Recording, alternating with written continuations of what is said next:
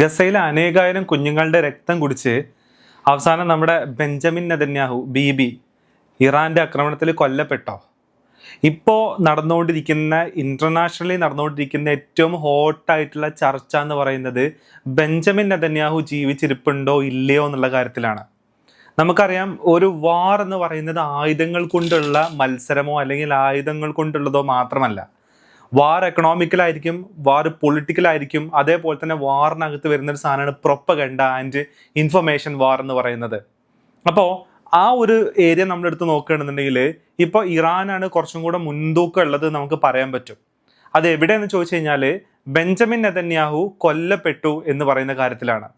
അപ്പോൾ അതിനാസ്പദമായിട്ടുള്ള കുറേ സംഭവങ്ങളും കുറേ വീഡിയോസും എല്ലാം പുറത്ത് വന്നുകൊണ്ടിരിക്കുകയാണ് എന്നുള്ളതാണ്. അത് മാത്രമല്ല, ഇറാൻ ഈ ഇടയ്ക്ക് പ്രസ്താവിച്ചിട്ടുള്ള ഒരു കാര്യം എന്ന് പറയുന്നത് ബെഞ്ചമിൻ നെതന്യാഹു കൊല്ലപ്പെട്ടിട്ടില്ല എന്നുണ്ടെങ്കിൽ അദ്ദേഹത്തെ ഞങ്ങൾ കൊല്ലുക തന്നെ ചെയ്യുമെന്ന് പറയുന്ന ഒരു കാര്യം കൂടെ ഇറാൻ പറഞ്ഞിട്ടുണ്ട് എന്നുള്ളതാണ്. അപ്പോൾ ഈ അഭ്യൂഹങ്ങളും ഈ കാര്യങ്ങളെല്ലാം എയറിൽ ഇങ്ങനെ ഫ്ലോട്ട് ചെയ്തുകൊണ്ടിരിക്കുന്ന സമയത്താണ് ബെഞ്ചമിൻ നെതന്യാഹുവിൻ്റെ ഒരു 3-4 വീഡിയോ പുറത്തു വരുന്നത്. അതായത് താൻ കൊല്ലപ്പെട്ടിട്ടില്ല എന്നുള്ളതും താൻ ഓക്കെ ആണെന്നുള്ളതും താൻ ഇന്നും ജീവിച്ചിരിപ്പുണ്ടെന്നുള്ളതും കാണിക്കാനായിട്ട് പുറത്തു വന്നിട്ടുള്ള വീഡിയോ ആണ്. പക്ഷേ ഈ വീഡിയോ എല്ലാം ഗ്രോക്ക് പോലുള്ള സൈറ്റുകളും അതേപോലെ തന്നെ ആളുകളെല്ലാം എന്ത് ചെയ്തിട്ടുണ്ട്, ഡീപ് ഫേക്ക് ആണ്, AI ആണെന്ന് പറഞ്ഞിട്ടുണ്ട് ഓൾറെഡി. അതിൽ ആദ്യം വന്ന വീഡിയോ ആണ് ഡീപ് ഫേക്ക് ആണെന്ന് ആൾക്കാർ പെട്ടെന്ന് തന്നെ ഐഡന്റിഫൈ ചെയ്തത്. ആ വീഡിയോയിൽ നമുക്കറിയാം അതൊരു ഒരു ഒരു പ്രസ് മീറ്റ് പോലെ അല്ലെങ്കിൽ ഒരു കോൺഫറൻസ് എന്ന് പറയാൻ പറ്റത്തില്ല, പുള്ളിയുടെ ഒരു സ്പീച്ചാണ് വന്നത്. അപ്പോൾ ആ സ്പീച്ചിനകത്ത് ഇങ്ങനെ 1, 2, 3, 4, 5 എന്ന് പറഞ്ഞിട്ട് പുള്ളി ഓരോ പോയിന്റുകൾ പറയുന്നുണ്ട്. അപ്പോൾ അതിൽ 6ാമത്തെ പോയിന്റ് ആണെന്നുണ്ടെങ്കിൽ 6ാമത്തെ പോയിന്റ് വരുമ്പോൾ സാധാരണ മനുഷ്യന്മാർ ഒന്നുകിൽ ഇങ്ങനെ കാണിക്കും, ഇല്ലാന്നുണ്ടെങ്കിൽ ഒരു കൈ ഉപയോഗിച്ചിട്ട് 6ാമത്തേന്ന് കാണിക്കാറുണ്ട്. ഇതിൽ അങ്ങനെയൊന്നുമല്ല. 6ാമത്തെ പോയിന്റ് വരുന്ന സമയത്ത് എക്സ്ട്രാ ഒരു വിരൽ ഇവിടെ ഇങ്ങനെ വരിക ചെയ്യുന്നത്. അതൊരിക്കലും മനുഷ്യന്മാർക്ക് വരത്തില്ലല്ലോ. പിന്നെ പുള്ളി പ്രവാചകനോ ദൈവത്തിൻ്റെ അടുത്തുനിന്ന് എന്താ പറയുക പ്രത്യേക അരുളപ്പാട് കിട്ടിയിട്ടുള്ള അമാനുഷിക കാര്യങ്ങൾ ചെയ്യുന്ന ഒരാളൊന്നുമല്ലല്ലോ ബെഞ്ചമിൻ നെതന്യാഹു. ഒരു സാധാരണ മനുഷ്യൻ തന്നെയാണല്ലോ. അപ്പോൾ സാധാരണ ഒരു മനുഷ്യന് പറ്റാത്തൊരു കാര്യം 6ാമതൊരു വിരൽ ഇവിടെ വരുന്നുണ്ടെന്നുണ്ടെങ്കിൽ ഒബ്വിയസ്ലി അത് എന്തായിരിക്കും, അത് AI തന്നെ ആയിരിക്കും എന്നുള്ളതാണ്. അപ്പോൾ ആ ഒരു വീഡിയോ വന്നപ്പോൾ പെട്ടെന്ന് തന്നെ അത് പൊളിഞ്ഞടങ്ങി AI ആണെന്ന് പറഞ്ഞിട്ട്. 2ാമതൊരു വീഡിയോ വീണ്ടും വന്നു. പുള്ളിയുടെ ഒരു ട്വിറ്റർ ഹാൻഡിലൊക്കെ എന്താ പറയുക പ്രചരിക്കപ്പെട്ടിട്ടുള്ള ഒഫീഷ്യലി തന്നെ പോസ്റ്റ് ചെയ്യപ്പെട്ടുള്ള ഒരു വീഡിയോ. അതായത് കോഫി എനിക്ക് ഇഷ്ടമാണെന്നൊക്കെ പറഞ്ഞ എന്തോ ഒരു ഇതൊക്കെ വന്നിട്ടുള്ള പുള്ളി ഒരു കോഫി ഷോപ്പിൽ നിന്ന് കോഫി കുടിക്കുന്ന ഒരു വീഡിയോ ആണ് വന്നത്. അപ്പോൾ ആദ്യം നമ്മൾ ആ വീഡിയോ കാണുകയാണെന്നുണ്ടെങ്കിൽ നമുക്ക് പ്രത്യേകിച്ച് ഒന്നും തോന്നത്തില്ല. പക്ഷേ കുറച്ച് സൂക്ഷ്മമായിട്ട് നമ്മൾ ആ വീഡിയോയിൽ നോക്കി കഴിഞ്ഞാൽ നമുക്ക് മനസ്സിലാവും അത് ഡീപ് ഫേക്ക് ആണ്, AI ആണെന്നുള്ള കാര്യത്തിൽ. ഒന്നാമതായി ഒരു കോഫി ഉണ്ട്, ഒരു സിപ്പ് അടിച്ചിട്ട് പിന്നെ എങ്ങനെ വെക്കും, വീണ്ടും സിപ്പ് അടിക്കും. ഈ സിപ്പ് അടിക്കുമ്പോഴൊക്കെ ആ കോഫിക്ക് ഒരു മാറ്റവും സംഭവിച്ചിട്ടില്ല എന്നുള്ളതാണ്. ആ കോഫി എങ്ങനെയാണോ നമുക്ക് ഒരു കാപ്പിച്ചൂനോ എങ്ങനെയാണോ നമുക്ക് ഒരു കഫേന്ന് കിട്ടുക, അത് നമ്മളറിയാമല്ലോ. നമ്മളൊന്ന് കലക്കുകയോ നമ്മളൊന്ന് കുലുങ്ങുക അല്ലെങ്കിൽ ഒരു ചെറുതായിട്ടൊന്ന് കുടിക്കുകയോ ചെയ്ത് കഴിഞ്ഞാൽ പിന്നെ അതിൻ്റെ ഷേപ്പ് പോകും. ഇതിൽ ആ ഷേപ്പ് മാറുന്നേ ഇല്ല എന്നുള്ളതാണ്. AIക്ക് ചിലപ്പോൾ അത്രയും ബുദ്ധി ഉണ്ടാവത്തില്ലായിരിക്കും ആ ഷേപ്പും കൂടെ അതിൻ്റെ കൂടെ മാറ്റണം എന്നുള്ളത്, അല്ലെങ്കിൽ അത് പ്രോംപ്റ്റ് ചെയ്ത് കൊടുത്തിട്ടുണ്ടാവത്തില്ല ആ ഷേപ്പ് മാറണം എന്നുള്ളത്. അപ്പോൾ ഒന്നാമത്തെ പോയിന്റ് അത് ആ വീഡിയോക്കകത്ത്. 2ാമത്തെ പോയിന്റ് എന്ന് പറയുന്നത് ആ കഫേനകത്തുള്ള ബില്ലിംഗ് മെഷീനിലുള്ള ഡേറ്റ് ആണ്. ഇന്ന് 2026 ഇത് 2026 നമുക്കറിയാലോ. പക്ഷേ AI അങ്ങനെ കാര്യം ചിന്തിച്ചിട്ടുണ്ടാവില്ല. AI അതിൻ്റെ മുന്നേ അതിൻ്റെ മെമ്മറിയിൽ സ്റ്റോർ ചെയ്തിട്ടുള്ള കുറേ ഡാറ്റയും കുറേ വിഷ്വൽസും കൊണ്ടുവന്ന് അസോസിയേറ്റ് ചെയ്തിട്ടാണ് നമുക്ക് ഈ സാധനങ്ങളൊക്കെ തരുന്നത്. അപ്പോൾ ഒരു കോഫി ഷോപ്പിന്റെ ഒരു കാര്യം പ്രോംപ്റ്റ് ചെയ്ത സമയത്ത് 2024 സ്റ്റോർ ചെയ്തിട്ടുള്ള ഒരു സാധനം എടുത്തുകൊണ്ട് വന്നിട്ട് ഇത് എന്ത് ചെയ്തു കൊടുത്തു.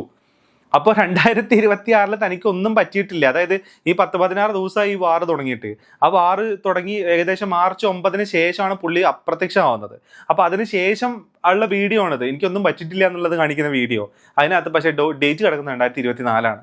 മാത്രമല്ല പുള്ളിക്കാരന് നമ്മുടെ കാസർഗോഡുള്ള വെളുത്തിട്ട് പാർന്ന ക്രീമില്ലേ, അതും കിട്ടിയിട്ടുണ്ടെന്ന് തോന്നുന്നുണ്ട്. കാരണം പുള്ളി ബാക്കിയുള്ള ആൾക്കാരുടെയൊക്കെ സ്കിന്നിന്റെ ടോൺ ഒരു നോർമൽ ടോൺ ആണെന്നുണ്ടെങ്കിൽ പുള്ളി കുറച്ച് ഗോൾഡൊക്കെ അടിച്ച് പൂശിയ പോലത്തെ ഒരു ടോൺ അതിനകത്ത് കിട്ടുന്നത്. നമ്മുടെ കാസർഗോഡവരുടെ വെളുത്തിട്ട് പാർന്ന ക്രീം തേച്ചതാണെന്നാണ് തോന്നുന്നത് പുള്ളി. അങ്ങനത്തെ ഒരു സ്കിൻ ടോൺ, അതായത് സറൗണ്ടിങ്സുമായിട്ടോ സറൗണ്ടിങ്സിലുള്ള ആൾക്കാരുടെ സ്കിൻ ടോൺ ആയിട്ടോ ഇത്രയും കാലം നെതന്യാഹുവിനുണ്ടായിരുന്ന തരത്തിലുള്ള സ്കിൻ ടോൺ ആയിട്ടോ അതിന് യാതൊരു തരത്തിലുള്ള മാച്ചും ഇല്ലാത്ത രീതിയിലാണ് അത് വന്നതെന്നുള്ളതാണ്.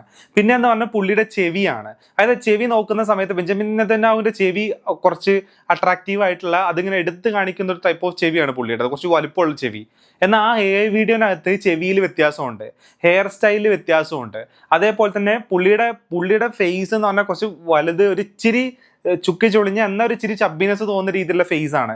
എന്നാൽ ഇതിനകത്ത് കുറച്ച് പെട്ടെന്ന് മെലിഞ്ഞു പോയത്തെ ഒരു രീതിയിലുള്ള ഒരു ഫേസാണ് വന്നേക്കുന്നത്. ഇനി വേറെ വല്ല രോഗം ബാധിച്ചിട്ട് അങ്ങനെ മെലിഞ്ഞു പോയതാണോ എന്ന് അറിയത്തില്ല ഇനി അങ്ങനെയൊക്കെ നോക്കുകയാണെന്നുണ്ടെങ്കിൽ. അതേപോലെ തന്നെ കയ്യിലുള്ള മോതിരം, സ്കിന്നിന്റെ ചുളിവുകള്, അതേപോലെ തന്നെ പുരികത്തിന്റെ പാറ്റേണ്, ഇതെല്ലാം നോക്കുകയാണെന്നുണ്ടെങ്കിൽ മാർച്ച് 9 മുന്നേ ഉണ്ടായിരുന്ന ബെഞ്ചമിൻ നെതന്യാഹു എന്താണോ അതുമായിട്ട് യാതൊരു മാച്ചും ഇല്ലാത്ത രീതിയിലാണ് ഇതെല്ലാം വന്നേക്കുന്നത് എന്നുള്ളതാണ്. അതായത് സൂക്ഷിച്ച് നോക്കുന്ന സമയത്താണ് നമുക്ക് ഈ മാറ്റങ്ങളെല്ലാം കാണാൻ പറ്റുന്നത്. എനിക്ക് തോന്നുന്നു ഗ്രോക്ക് ഇത് AI ആണ് പറഞ്ഞിട്ടുണ്ട് എന്നുള്ളതാണ് തോന്നുന്നത്. പിന്നെ അതിനുശേഷം പിന്നെയും ഒരു സ്ട്രീറ്റിലൂടെ നടക്കുന്നതും ആൾക്കാരായിട്ട് കുശലാന്വേഷണം നടത്തുന്നതൊക്കെ വീഡിയോ വന്നു. ഇതും AI ആണെന്നാണ് പറയുന്നത്. അപ്പൊ യഥാർത്ഥത്തിൽ ഇവിടെ ഒരു മിസ്റ്ററിയിലാണ് നിൽക്കുന്നത്. അതായത് ബെഞ്ചമിൻ നെതന്യാഹു കൊല്ലപ്പെട്ടോ എന്ന് ചോദിച്ചു കഴിഞ്ഞാൽ ആർക്കും അറിഞ്ഞൂടാ. കൊല്ലപ്പെട്ടിട്ടുണ്ടോ എന്ന് ചോദിച്ചു കഴിഞ്ഞാൽ ഒരു ഉത്തരവല്ല ഇതിന് സത്യത്തിൽ. എന്നാൽ ഇവർ തരുന്ന ഉത്തരങ്ങളൊന്നും തന്നെ ആളുകൾക്ക് വിശ്വസിക്കാനും പറ്റുന്നില്ല. ഏതെങ്കിലും തരത്തിലുള്ള ഒരു സംശയ ദൂരീകരണം ഉണ്ടാവുന്ന രീതിയിലല്ല ഈ വീഡിയോസ് ഒന്നും തന്നെ ഇസ്രായേൽ പുറത്തു വിടുന്ന വീഡിയോസിൽ ഉള്ളത് എന്നുള്ളതാണ്.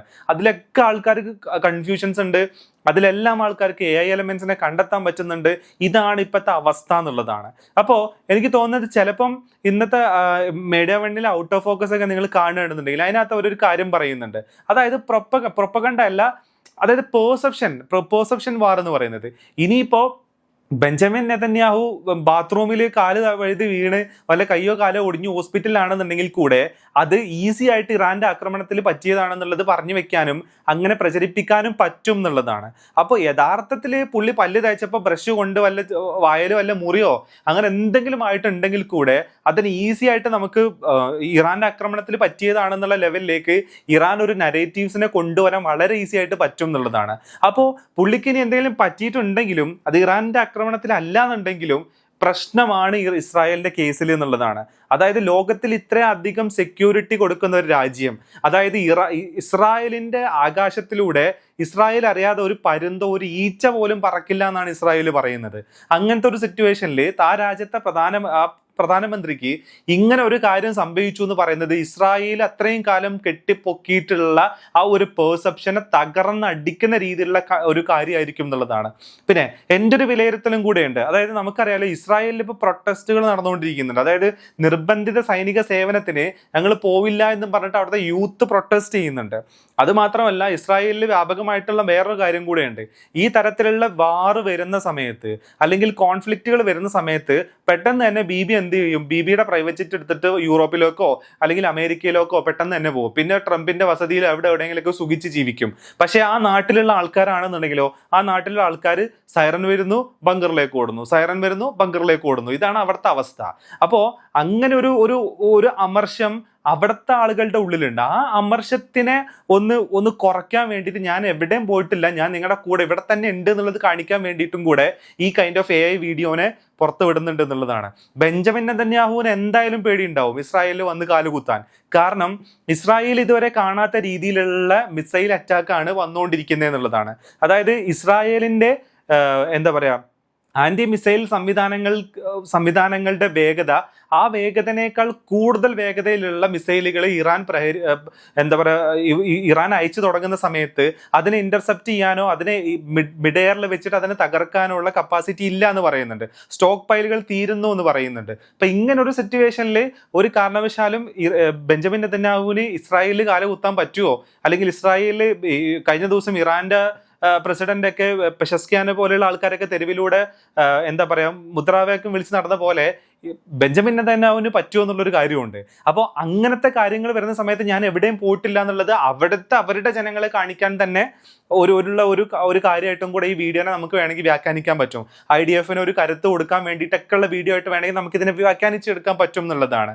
അപ്പോൾ ഇങ്ങനത്തെയൊക്കെ കാര്യങ്ങൾ റൺ ചെയ്തുകൊണ്ടിരിക്കുന്ന സമയത്താണ് ഒരു വലിയ നിഗൂഢതയിലേക്ക് ഈ ബെഞ്ചമിൻ നെതന്യാഹുവിന്റെ തിരോധാനം അല്ലെങ്കിൽ പുള്ളി ജീവിച്ചിരിപ്പുണ്ടോ ഇല്ലയോ എന്ന് പറയുന്ന ഒരു ക്വസ്റ്റ്യൻ മാർക്കിലേക്ക് എത്തിയിരിക്കുന്നേ എന്നുള്ളതാണ്. പിന്നെയെന്ന് പറഞ്ഞാൽ ഈ ഒരു വാറിന്റെ കേസിലേക്ക് നമ്മൾ നോക്കുകയാണെന്നുണ്ടെങ്കിൽ വേറെ ഏത്, അതായത് അമേരിക്കയും ഇസ്രായേലും മാത്രമാണ് ഇതിനെ സപ്പോർട്ട് ചെയ്തിട്ട് ഇതിനെ ഏതെങ്കിലും തരത്തിൽ സപ്പോർട്ട് ചെയ്തിട്ട് നിൽക്കുന്നതെന്നുള്ളതാണ്. നമുക്കറിയാം നാറ്റോന്റെ സഹായം ചോദിച്ചു, നാറ്റോ ഒരിക്കലും സഹായിക്കില്ല എന്ന് പറഞ്ഞു.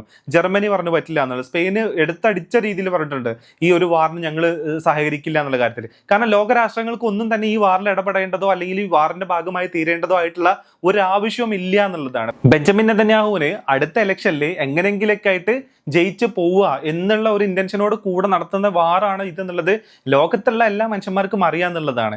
ഇറാനെ സെപ്പറേറ്റ് ആക്കി പീസ് ആക്കി വേറെ ഒരു മൊത്തത്തിൽ ഡിസ്ട്രാക്റ്റഡ് ആക്കി കളയുക എന്നുള്ള ഒരു ഉദ്ദേശം കൂടി ഈ വാറിനകത്ത് ഉണ്ട് എന്നുള്ളത്. അപ്പൊ അങ്ങനെ പലതരത്തിലുള്ള ഉദ്ദേശങ്ങളോട് കൂടെ ഇറങ്ങിയിട്ടുള്ള ഒരു കാര്യമാണ്. സത്യത്തിൽ ഇത് ഇവരുടെ കൈ വിട്ട് പോയി എന്നുള്ളതും കൂടെ ഉണ്ട് എന്നുള്ളതാണ്. അപ്പൊ ഈ ഇൻഫർമേഷൻ വാറിൽ, അതായത് ഒരു രാജ്യത്തിന്റെ പ്രധാനമന്ത്രി ഈ വാറിൽ ആക്റ്റീവായിട്ട് ഇൻവോൾവ് ആവുന്ന ഒരു പേഴ്സൺ ജീവിച്ചിരിപ്പുണ്ടോ ഇല്ലയോ എന്നുള്ളത് ഒരു ഡിലേമയിൽ കിടക്കുകയാണ് എന്നുള്ളതാണ്.